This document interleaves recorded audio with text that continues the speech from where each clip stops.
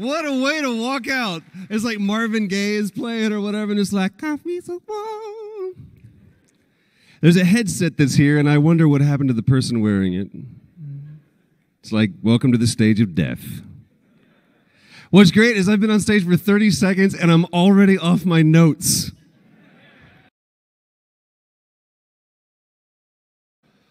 Thank you, Austin. Wow. Austin, Texas. Now, see, I grew up in Dallas. No. That's not how this works. Apparently, you're not familiar with the history.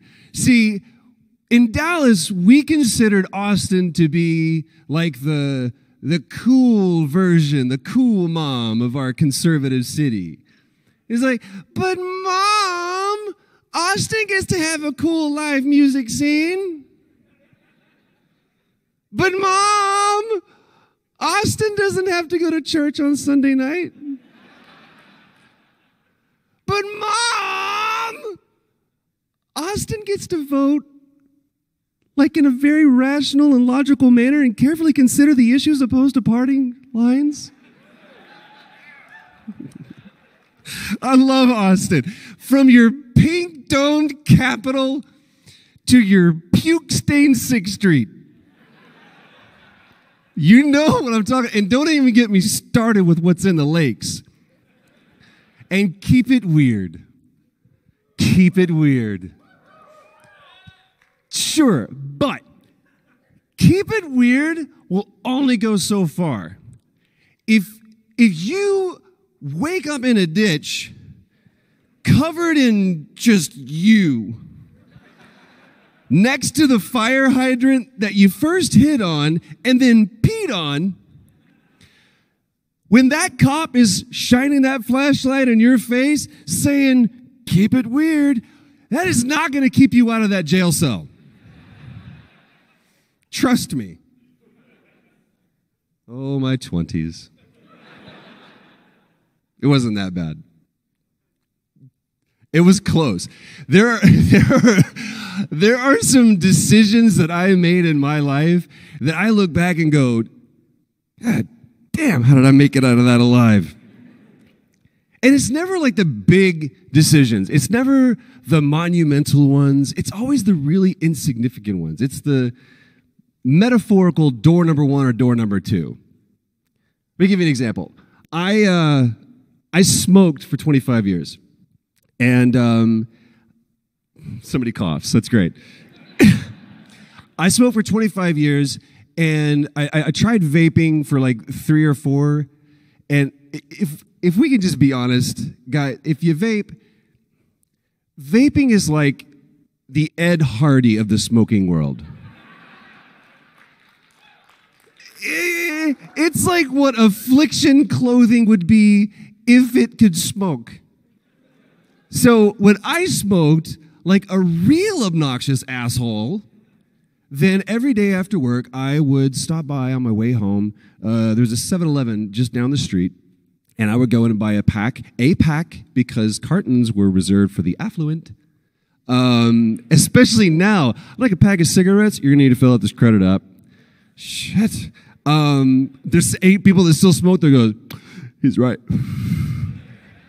So I would stop by and I would get a pack of cigarettes and I would go home so I would have a fresh pack for the next day. Well, one night, the racetrack or whatever by my work was having some sale.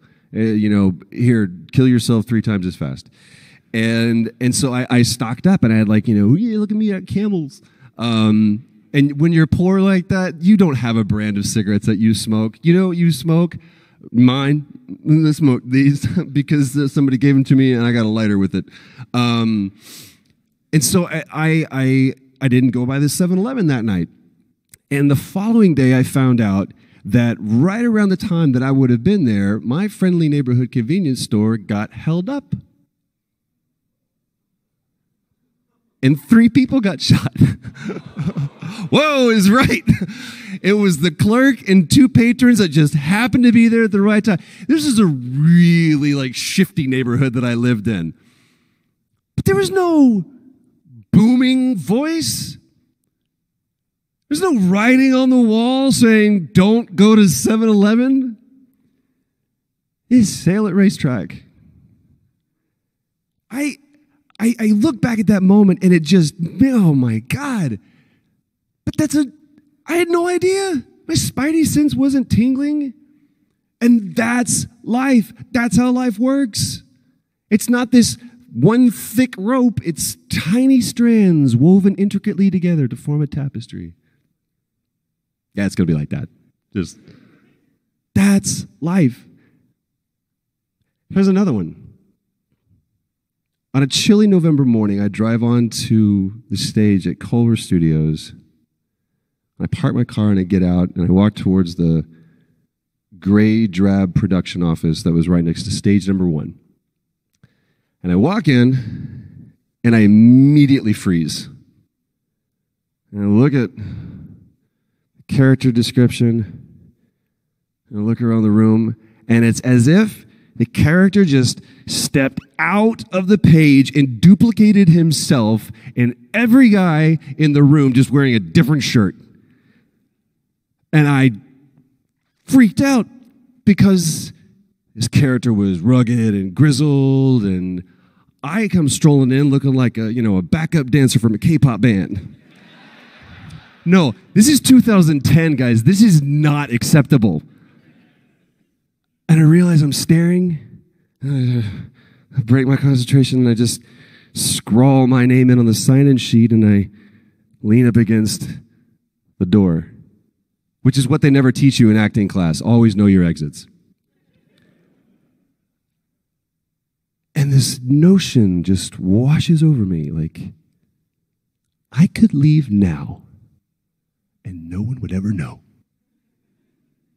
And I feel the door, and I just kind of rotate this way, and as my hand reaches for the door to open it, Troy?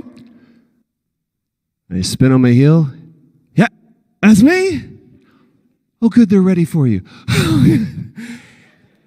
And I shot myself. Oh. Didn't really, it's a joke. But I love that you're with me. So I walk into this stage, huge sound stage, and there on the far side, behind this, long conference table is the jurors of my fate. And I went, how you doing? Well, yeah. That whole thing, awkward commerce. And then I see a girl walking on the other side of the stage, and she looks ragged. She looks rough. And I walk over to her, and I say, hi, I'm Troy. And she looks up at me like a fawn trapped in the forest, surrounded by hunters. Friend?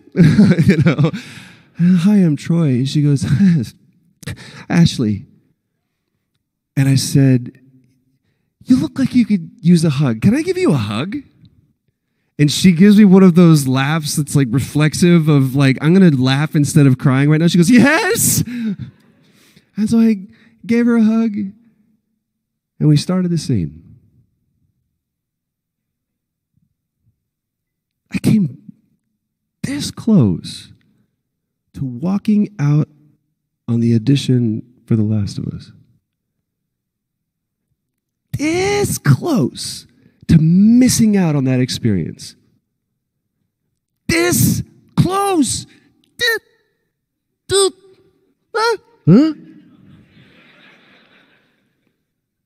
To my life being fundamentally and unilaterally changed. Because of one thing. Fear. David Milch, creator of Deadwood and NYPD Blue, a whole bunch of other shows. He says that an actor operates out of one of two places, fear or faith. And it's his job as a creator to create an environment that allows that actor to circumnavigate that fear and operate in a place of faith. This profoundly moved me. What a tenet to to apply to one's life, regardless of your profession, actor or otherwise. And this change in my mindset, I instituted through the use of 3 words. 3 words, very simple. You are enough. Simple, right? I want to unpack this with you today because it's changed my life. And I feel like it's a message that we don't hear enough of, and we really, really should. So here's how it started for me. Clothes are my kung fu. All right? I grew up poor. 0 money. I never had those designer jeans or these shoes. Matter of fact, when I was in 5th grade, I remember this. I needed a new pair of shoes. And so I was gifted my sister's Esprits, which were great. I was actually excited about this. Those were perfect if you were a 14-year-old girl and liked sparkly things. And so I wore those shoes. When I got my first job, I was 16. I was working at a dry cleaners. Far cry from being an actor. Still a very noble profession. That first check that I got at the end of that week, $89. $89. I'm rich. I went immediately to the bank. I cashed my check, went straight to the mall, walked in, and bought myself a pair of Pepe jeans. None of you know who that is. One dude, yes. I kept the tag on that just so you knew. If you couldn't read the one on the back, there's one on the front. I blew my entire paycheck on a single pair of jeans, and I wore them every damn day. I mean, have you seen my Pepe jeans? These are my Pepe jeans. Hi, these are my Pepe jeans. And I mean, to the point where I was like, I can't wear these jeans anymore because there's just stuff. There's just, 16-year-old all over this. And I did it because I felt good. I felt like I belonged. And clothes became my armor. If I felt good that day, less armor. Didn't feel so good? Armor up. My entire identity became external. I had no internal identity. I had no you. I developed my identity based on my profession, which is what we do. When you meet someone for the first time, after you ask them their name, hopefully, what's the first question you ask them? So what do you do? Where are you from? We are fixated with these 2 qualifiers. Why? Because we associate activity with identity. And we are looking for connection in the chaos. We want to find a pattern. Have you ever been in a city you've never been in before, or gone to a party where you didn't know anybody, and you are just like scanning the room for anybody that you can find some common ground with? And at some point in that night, it didn't matter who it is. You're like, what do you do? I work in sanitation. Oh my God, I'm in a related field. What's that? I'm an actor. How is that a related field? Well, we both deal with shit all day, so. Oh, please don't leave me. We're looking for a pattern in the chaos, and we associate this activity with identity, activity, the things that we do, the things that we've done. We like to label things. If we discover a disease, we will name it before we cure it. I discovered a star. I get to name it. We just had a baby. What's its name? We do not like the unknown. And we do that with people. We will find people, we will label them, and we will place them on a shelf. And that's where they live.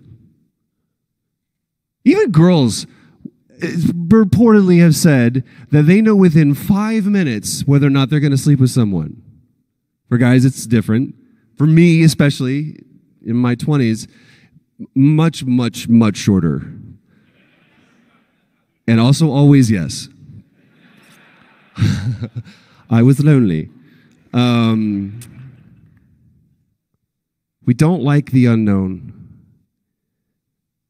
And we associate what people have done with who they are. I'm a gamer. I'm a student. Oh, yeah. But then you become a subset. Oh, I know who you are. No, you know what I do. What about this? He's a liar. She's a slut.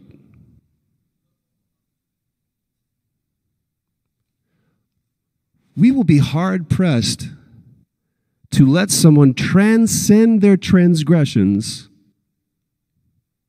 Hell, we'll even go through their past and drudge up whatever we can just to strip them of everything that they've done.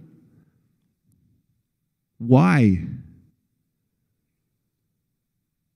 Because it's what we do to ourselves. It's what we do to ourselves.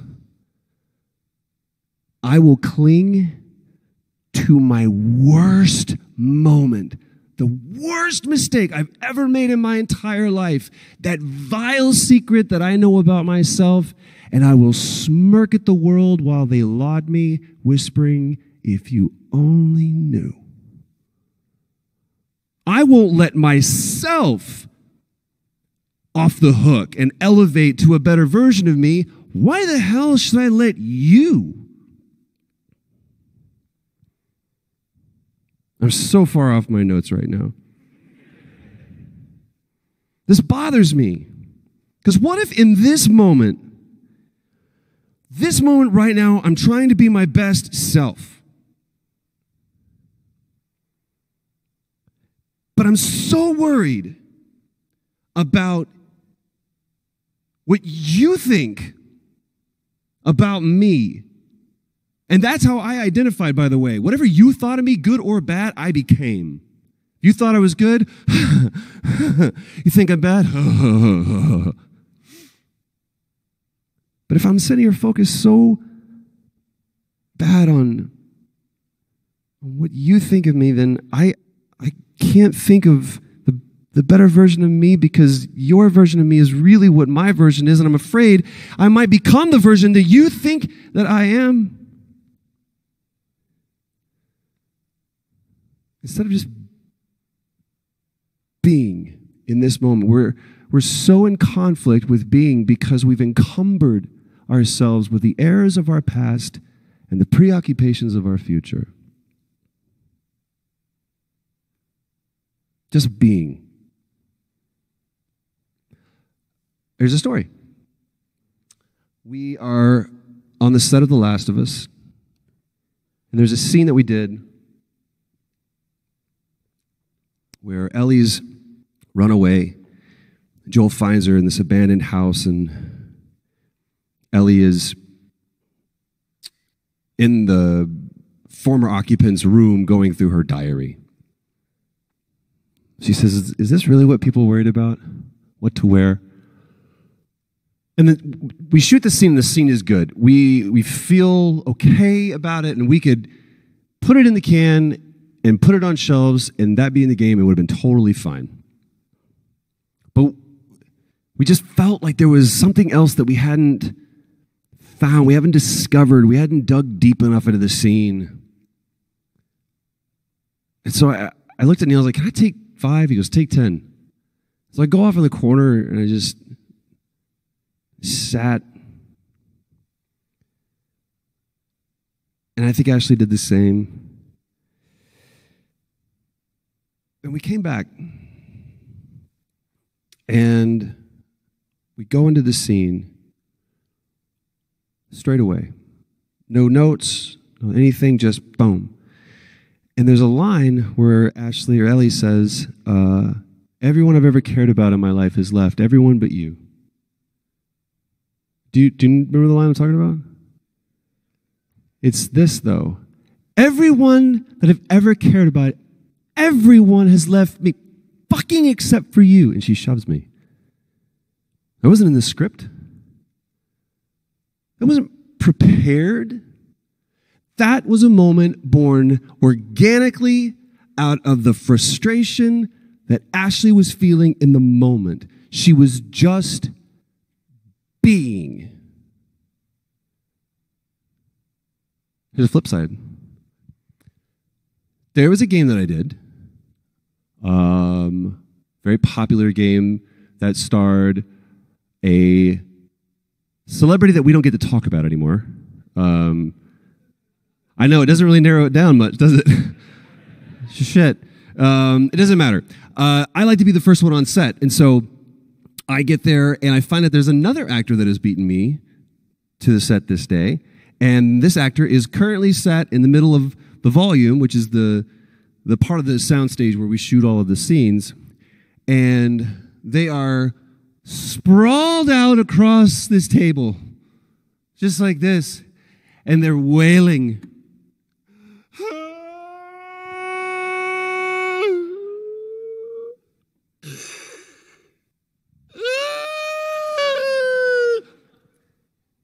And the ADs are like moving awkwardly around, and they're moving cameras, and they're putting stuff up.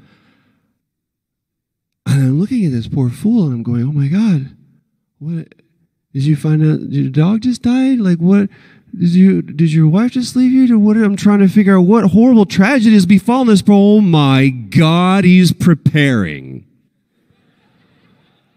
Oh.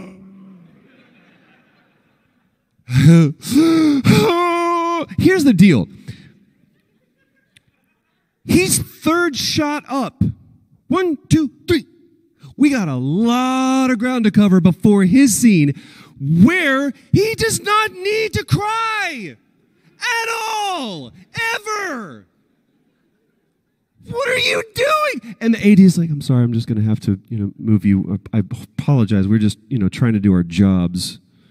Oh, he's all red-faced and wet cheeks, and he just kind of maudlins around the stage for a little bit. And now look, everybody can have their process.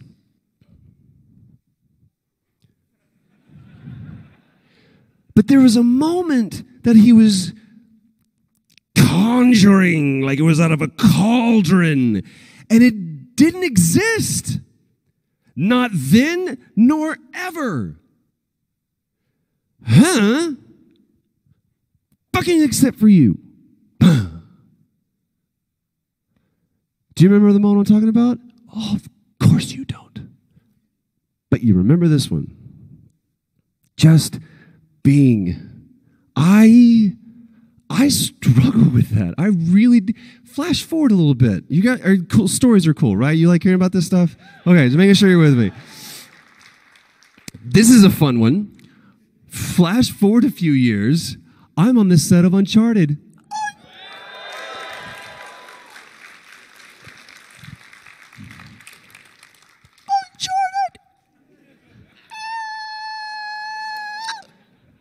I remember the first time I was on there. These are friends. Like, I know Nolan, I know Richard, I know Emily, and I'm just kind of back, hanging out or whatever, and I'm just on my iPad doing something that doesn't matter at all.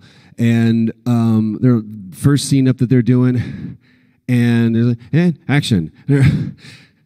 Sully, we got to get it. And all of a sudden, Nolan and Richard and Emily disappeared, and I'm like, that's Nate, Sully, and Elena. I was like, oh my God, and my stomach goes,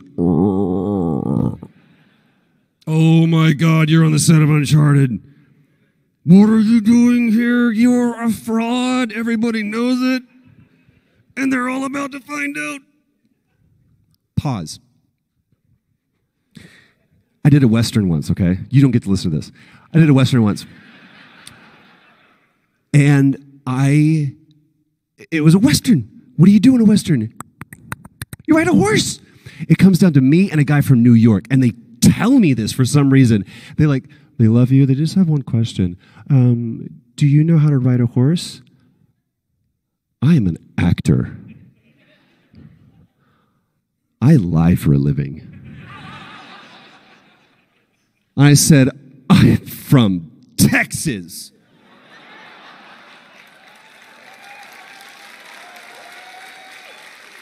Can I ride a horse? How dare you? Never been on a horse in my life. And she's like, that's okay, thank you so much. That's all I needed to know.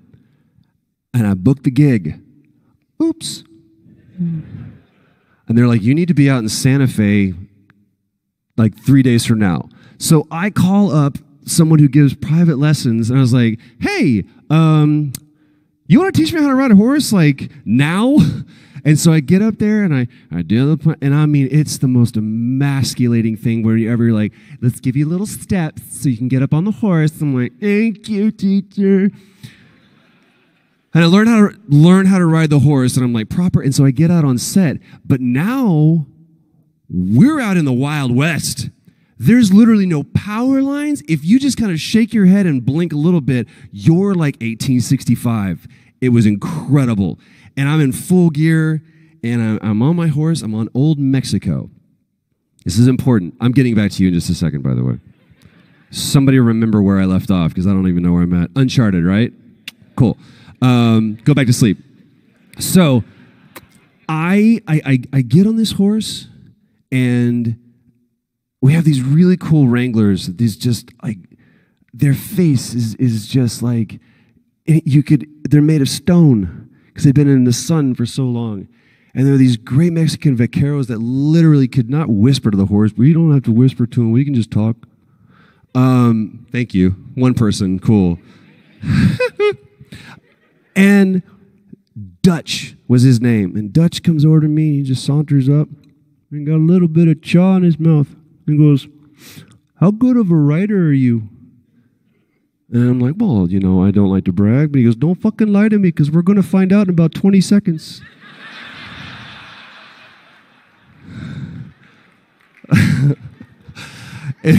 Something about his conviction and confidence of like, dude, I'm talking about your safety right now. Is like, I could use some help. He goes, okay, now I know what I'm dealing with. And he was like, got me like the trainer guy to come over.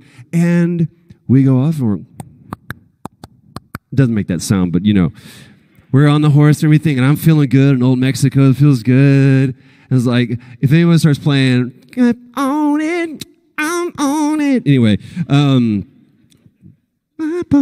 Anyway, and so I get on this horse. I'm doing great, and the stunt coordinator is like, "All right, everybody feeling good? We're gonna kick into a little bit of a lope here." I remember these words because these are the nightmares that I still have.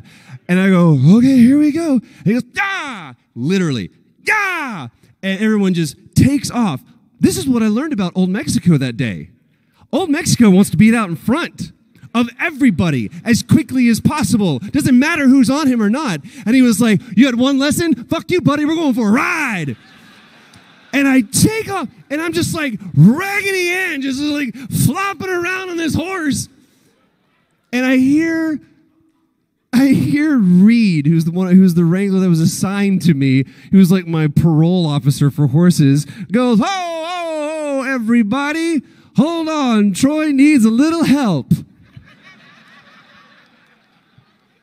And he pulls me away. He goes, "Troy and I are going to go ride the kiddie trail while all of the men go over here and do masculine things." So Uncharted.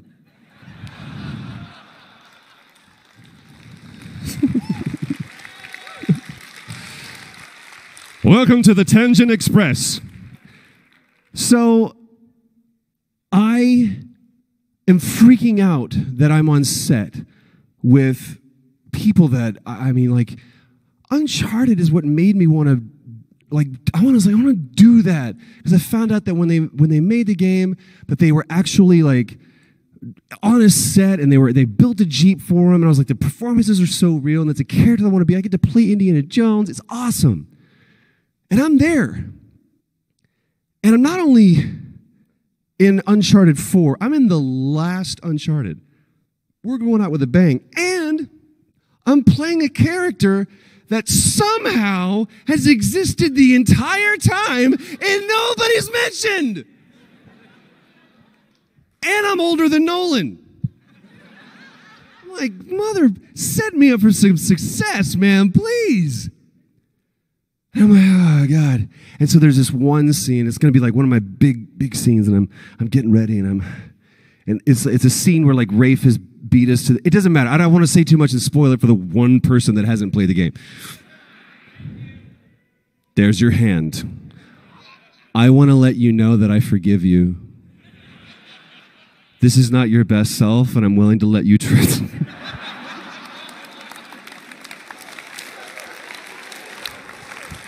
You can't write that shit. So, I am. There was. I can't remember what it was. I was so frustrated. I'm like, oh God, oh, Rafe has beaten us, and we've got to find Pro Deus Code Licentia. And I feel good about my performance. And Neil comes over, and whenever Neil's going to give you a note, I don't know what that sound was. It was awesome. And someone's got like an old ColecoVision over there going, I'm just playing football. He comes over, and he always wears, he's either wearing his Last of Us t-shirt, he's wearing his Giraffe t-shirt, or no clothes at all, which is weird. Those are strange days. But he just comes over, and he'll rock on the outside of his feet, and he'll go, what are you thinking? I'm like, about the scene. He goes, no, just like, what are you thinking? But he will always give you a note and always typically ask you a question. And he just comes over to me and he goes, do less. Great, right? Do less. Do less.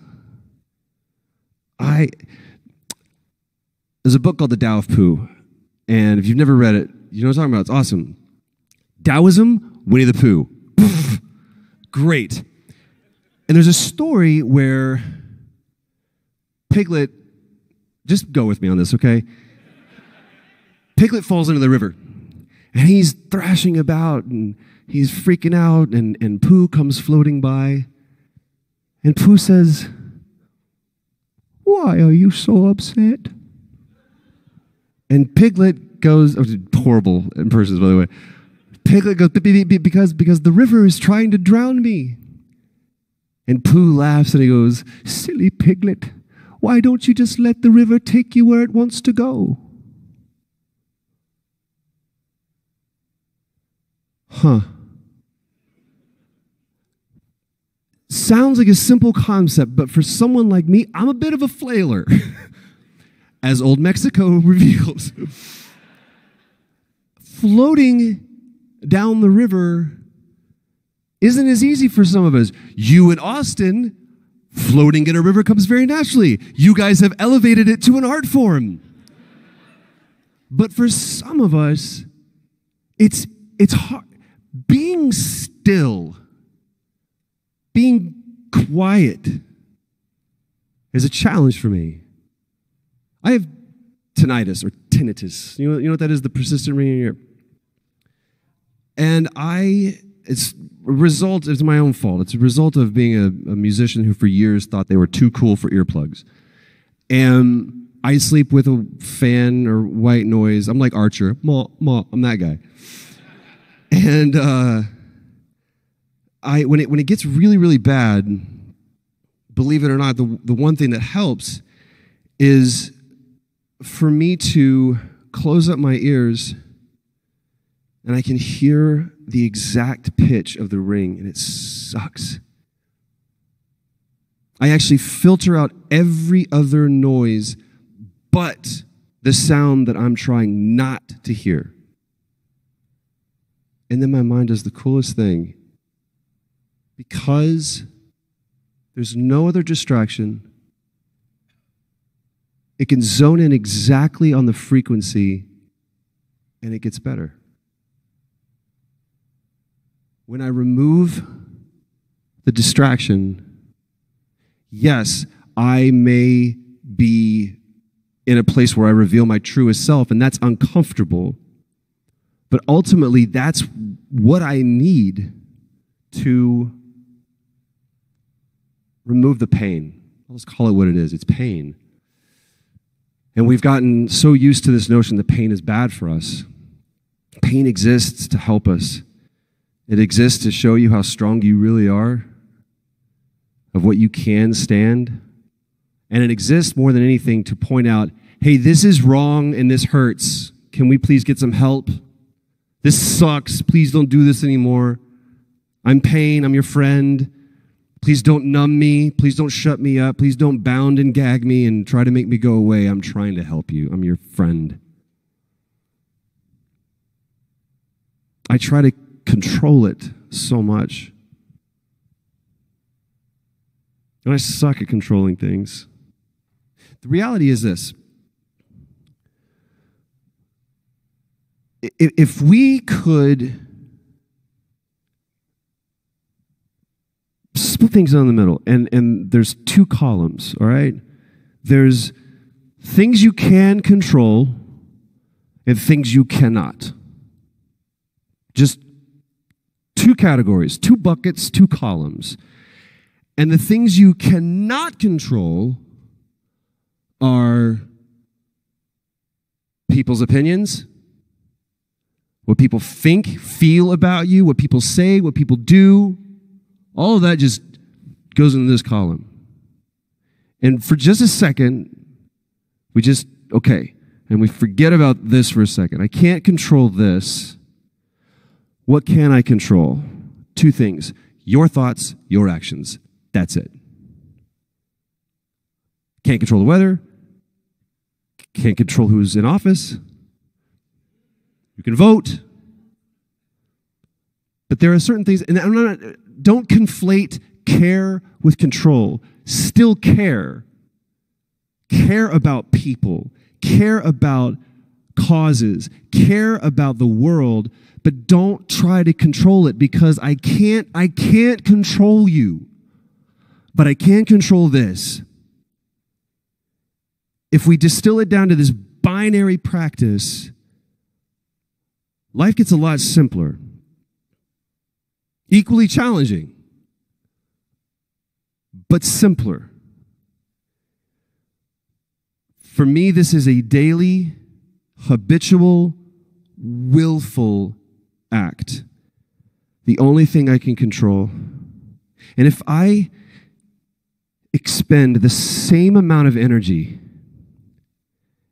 into this column of what I can control as I have with this column of things that I can't, if all of my attention goes into making sure that whatever stupid shit comes out of my mouth aren't darts of malice to exact my revenge for the tweet, or if I just focus on not as much on not offending you as I do on how you offended me. If I just give this up and I say, I'm done, I don't want to be offended anymore, and instead I'm going to take all of that energy and all of that focus and just make sure that I don't offend you. I would be too busy to worry about the thing that you might have said that I could kind of interpret a little bit into something that offended me. I'm too busy with this. There's some stupid things that I say constantly. Oh my God. Show of hands. How many people have had Sony give them a cease and desist and had to scrub their own Twitter because of tweets that you put out?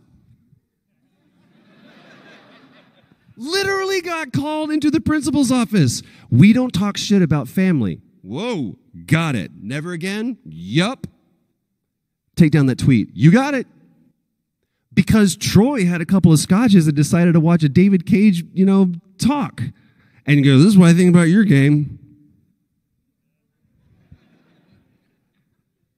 And it lives in infamy, as we've seen. The things you do, snapshot. And when you least expect it, someone will whip that out and tear you down with it.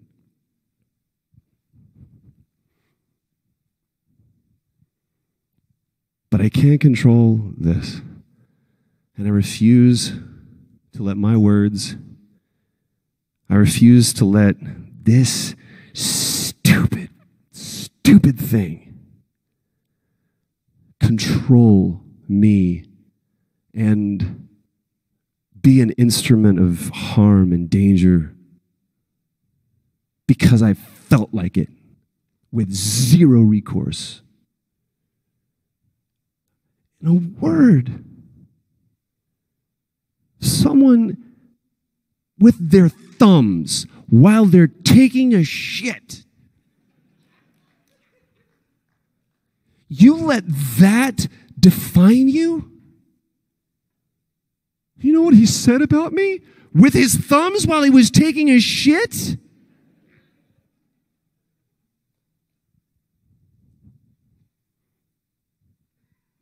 Enough. Enough. Enough of letting that determine my identity. Enough of simply not being.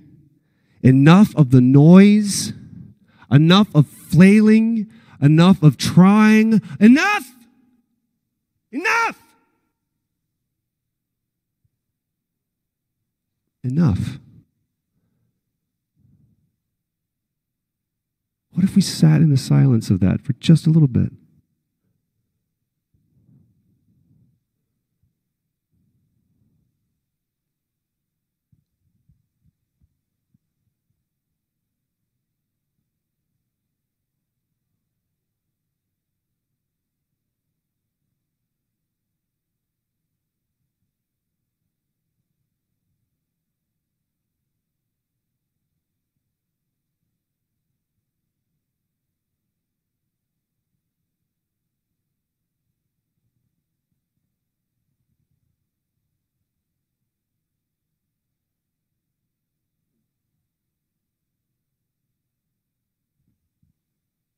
Pretty awkward, right?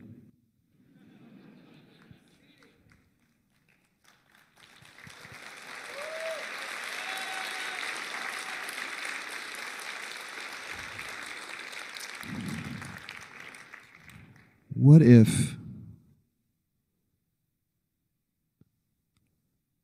two challenges? One, I commit to you. I would love for you to commit to me every day 60 seconds of silence. That's a great hashtag. 60 seconds of silence. 60 seconds of silence where you don't do anything. You put your phone down. And another word for is meditation. 60 seconds of silence where the world just kind of goes away and you listen to whatever ringing you have in your ears and you filter out every other noise and you just hone in on that.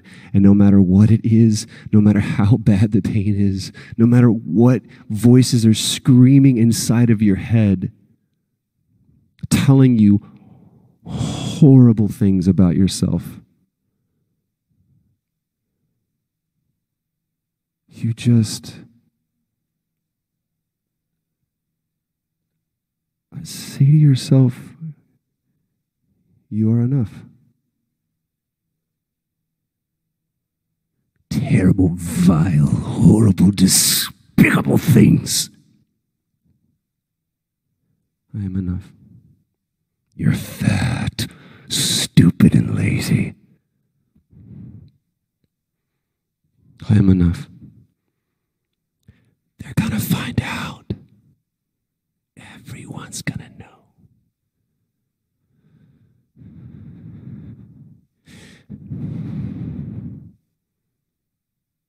You are enough. The demons will go. You'll starve them to death, starting with 60 seconds of silence. There's a Twilight Zone episode. You should expect this by now, guys. What I love is that there's some guy in the back that goes, he did a voice! Jesus Christ, it took him 45 minutes, but he did a voice!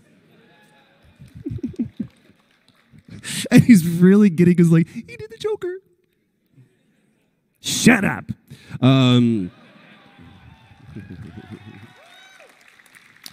Pull my string, watch me dance. Diggy diggy dink dink dunk. There's a Twilight Zone where a guy's an alcoholic and he just ties one on really bad, and his wife says, "Get out of the house." And he goes down to a bar, and it's that typical thing where like, "Look, buddy, maybe you've had too much. I'll tell you when I've had enough." It's a horrible setup. And this guy starts to light a cigarette because this is in the 80s and you could do that. He lights a cigarette and a guy comes back with a match. He goes, "Hey there, friend. Looks like you could use some help." He goes, "I don't need your help." And he hands him a card. He goes, "When you're really ready to quit drinking, call me." He takes a card. And he goes home and he finds that his wife, his family have left him. And he just drowns it. And he wakes up the next morning hungover and he sees the card and he calls the guy. He goes, I'm ready to stop drinking." He goes, "Are you sure you're ready?" "I'm ready." "Okay. Be right over." Comes over and he goes, "Where's your family?" Because everyone in the 50s talked this way. "My wife left me." "Can I make you a drink?" "Sure, make it a double." That your kids?" "Yeah." "Nice looking family?" "Yeah." "There you are. Down the hatch." He takes the drink. And he goes, "Well, call me if you need me." He goes, "Hold on, I thought you said I was ready to stop drinking." He goes, "Oh yes, I should show you something. Enjoy that drink?" "Yeah." And he pulls out like this little canister and pulls off like a covering, and in it in formaldehyde is like a xeno. It's like just this horrible looking worm alien face. And the guy freaks out and he reels and he goes, "What is that?" He goes, "Well, that's just what you drank. See, I gave you a very, very small version of it. But it feeds off of alcohol. If you don't feed it, it'll stay small. But if you give it some alcohol, give it some hooch, it'll grow to be this big, and it'll kill you. Best of luck."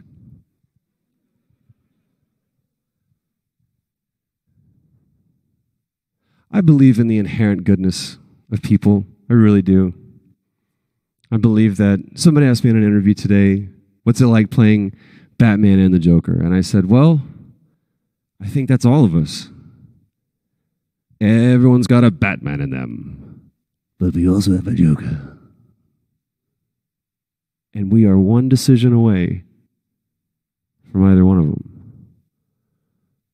And so I think we all have, especially in today's culture, that little worm. Because we drank the social media cocktail and we have this little worm inside of us, and we can either feed it or we can starve it. But make no mistake, my friend, if you feed that thing and continue to feed it, like a tumor, it will grow and it will kill you. Starve it with 60 seconds of silence. And when you hear those voices, when you hear that ringing, 3 words. And I want you to find someone this weekend. This is what I love about Rooster Teeth. Content is great. But the truly amazing thing about this organization is the community. Because here, not a safe space, but a place that you can feel safe to explore and that you can challenge yourself to grow and find other people that help you to grow. Like iron sharpens iron. Community. Find somebody this weekend before you leave, before you go back to the real world on Monday morning, and just look at them and go, you are enough. And regardless of whether they were in this panel or not, you'll at least interrupt their day. Right? They'll go, and what I want is for someone to go, all right, dude, I went to RTX and did you find I saw the Lime scooters and the You Are Enough people. I don't know what was weirder. Austin, keep it weird. Find someone and say, you are enough. And then after those 60 seconds of silence, anytime you catch your reflection in the mirror, every time you are looking at yourself, 3 words. You are enough. Thank you, RTX.